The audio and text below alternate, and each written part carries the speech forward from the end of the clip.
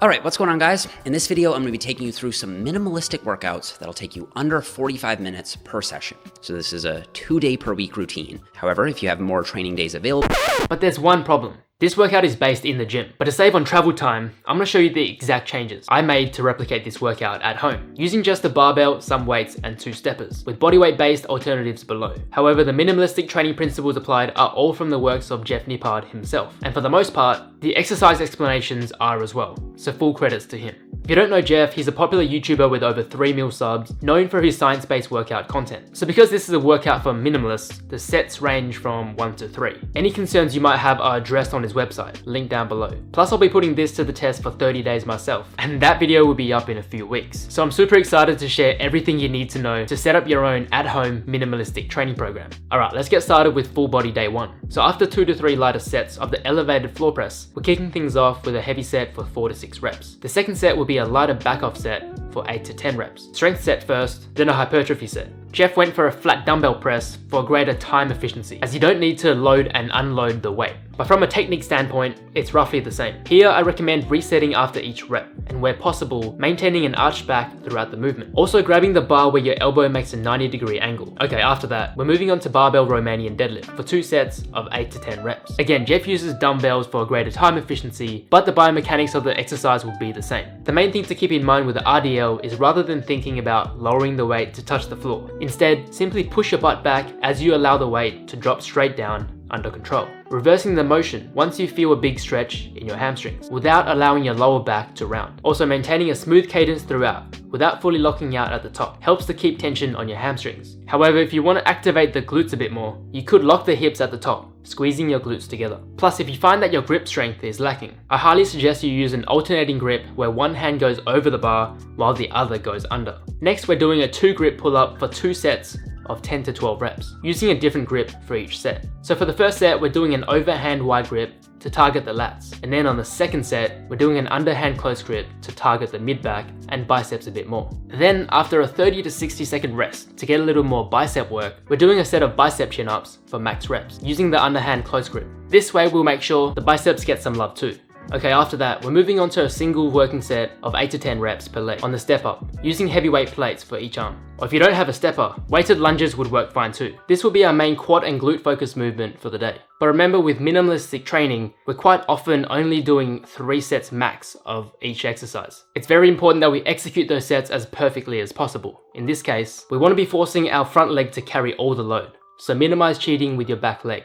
And remember that it's just there for keeping balance. One thing you may notice is that you need to go heavier than you think, getting within 1 rep of failure, or at least as close as you can. Up next, we've got 1 set of 12 to 15 reps plus a drop set of the standing barbell skull crusher. I definitely recommend going for the lying barbell skull crusher if you have a bench. The reason is because you expend more energy when standing while trying to stabilize your upper body, simultaneously trying to move the bar with your triceps. But as a minimalist, it's a good idea to make it work with what you have, especially if you want to save on resources and space. But according to Jeff, a new 2022 study from Mayo and colleagues found that overhead tricep extensions resulted in about 40% more hypertrophy compared to regular press downs, even when volume matched, which is a pretty significant difference. Okay, so for these, you want to lock your elbow in place with the bar just behind your head, squeezing your triceps to move the weight, and then lower the weight back down under control, and try to feel a nice big stretch at the bottom. After reaching about 1 to 2 reps before failure, I'll drop the weight back by about 30 to 40%, and then take the triceps close to failure once again. Okay, after that, we've got 1 set of 12 to 15 reps, plus another drop set of the overhead barbell press. You will need to take the muscle to failure with good form in order for the fibers to be maximally recruited. I also like to use a wide grip here, holding the bar just outside of my shoulders, as I feel this position gives me the most leverage when it comes to moving a heavy load. If this doesn't feel comfortable for you, you can use a more narrow grip, but make sure to bring your elbows forward and in towards your midline.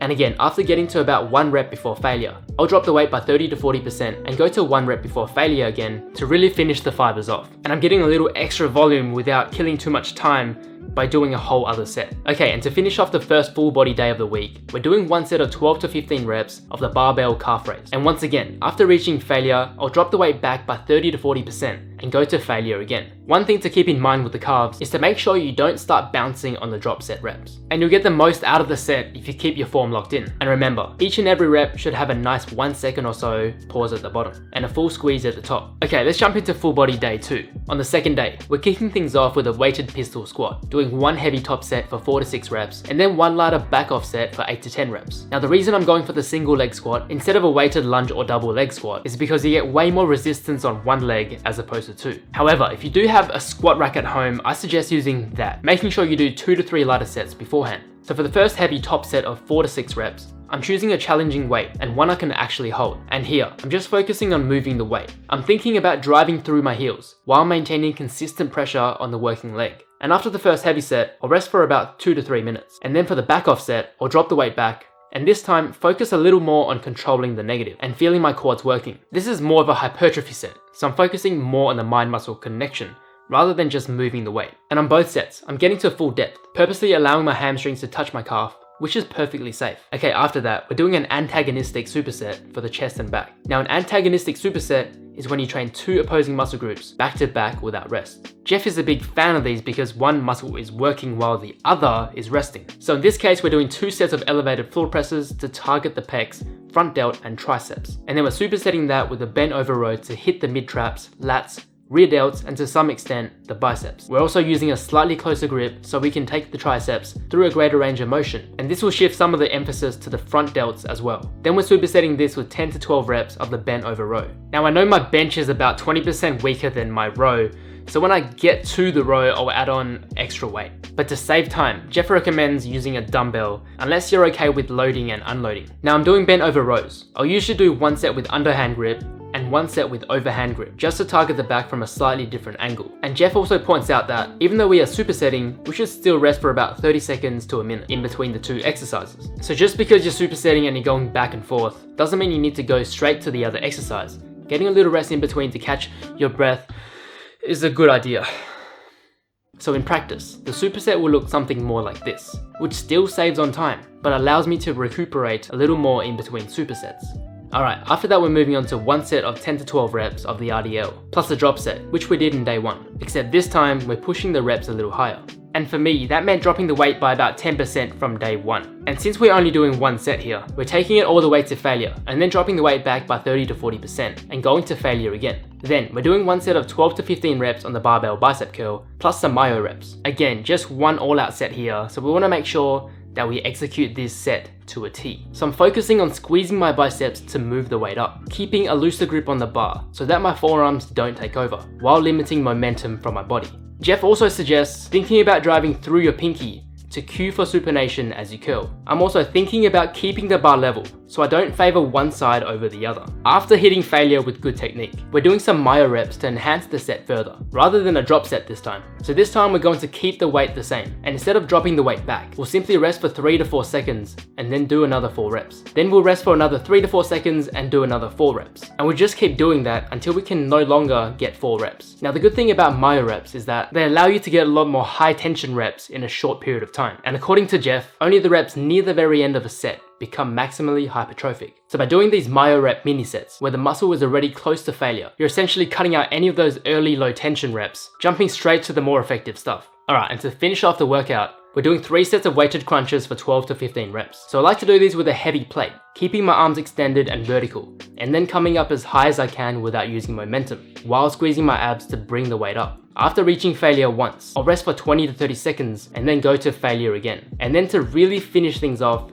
I'll rest for another 20 to 30 seconds before going to failure one last time. Now, if you guys were wondering how to adapt this to a 3, 4, or 5 day per week program, Jeff has got you covered. Not sponsored. But what I think is great about this workout routine is you can change the workout split from week to week, adapting this to suit your lifestyle, especially if your schedule is never the same. Like for me, I prefer to work out 4 days a week, Monday to Friday with Wednesday off. So here are the training splits with 2 days, 3 days, 4 days, and finally 5 days. Or if you want to have this all done for you, you can check it out on Jeff's website. Again, not sponsored. Again, I'm putting this workout to the test for 30 days, and that video will be up in a couple weeks. As for now, check out this video where I go through my own minimalist inspired push-pull workout for 30 days. Guys, thank you so much for watching, and if you enjoyed this video, don't forget to leave me a thumbs up. Subscribe if you haven't already, and I'll see you all here in the next one.